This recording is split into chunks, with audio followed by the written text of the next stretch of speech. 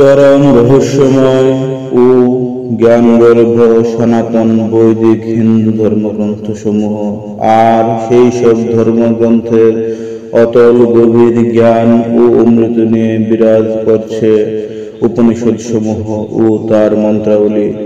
ধীরে ধীরে যুক্তিতর্ক ও ব্যাখ্যার পর্দা সরিয়ে চলুন জেনে নেই হিন্দু ধর্মীয় গ্রন্থের কিছু মন্ত্রাবলী ও তার অর্থসমূহ।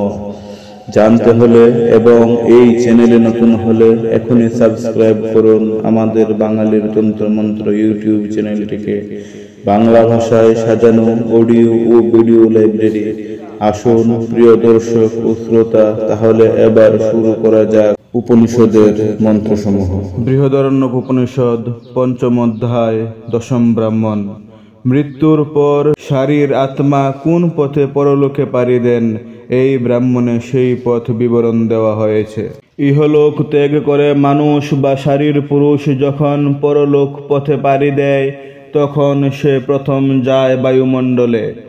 রথচক্রের ছিদ্রপথের মতো গোলাকার একটি ছিদ্রপথ বায়ু করে দেয় তার যাবার জন্য।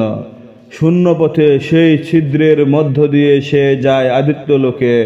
ব্রহ্মলোকের পথ অবরোধ করে আছে এই আদিত্যলোক।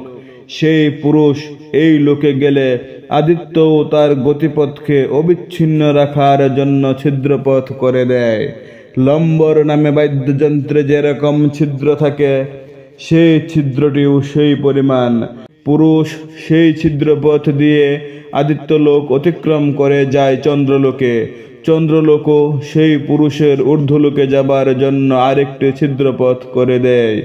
দুন্দুভি বা ঢোলের যেমন ছিদ্র, এই ছিদ্রপথটিও সেই পরিমাণ।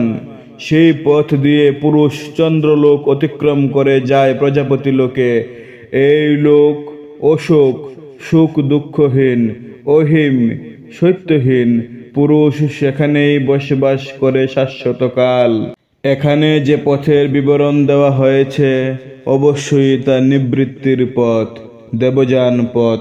এছাড়া আরও একটি পথ আছে, তা প্রবৃত্তির পথ, পিতৃযান।